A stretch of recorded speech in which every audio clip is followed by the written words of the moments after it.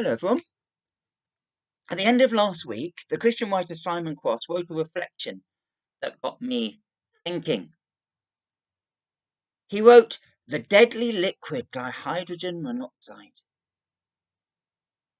is one of the most powerful and dangerous substances known to humanity.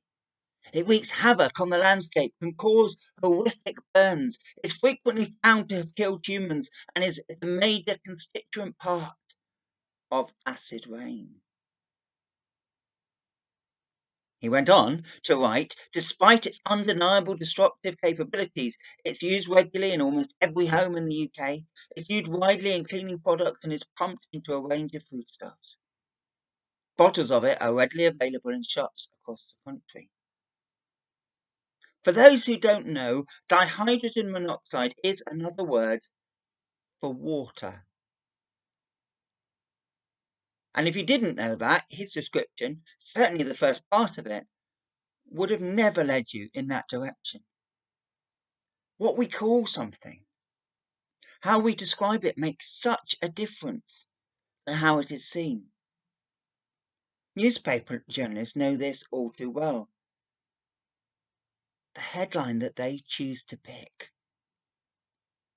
the language that they use to describe an incident, can lead to a massively different reaction to it in the readers. Protesters can be described in courageous terms or using disruptive and violent language, and that makes all the difference to how their cause can be seen. I read a fantasy book recently about a young warrior gifted in magic and learning his craft.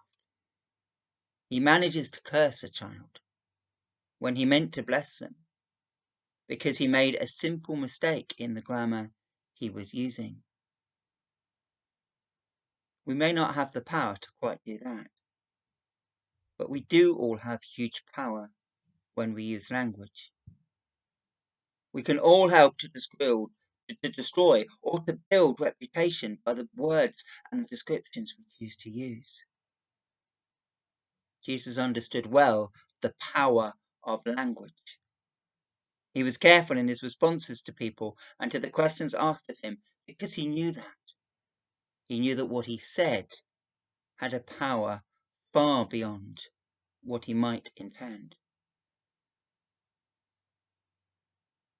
If we are to be Jesus' hands and feet, as the world continues to navigate this crisis and seeks to find the new normal within and beyond it, then we need to be fully aware of the power of the language we use.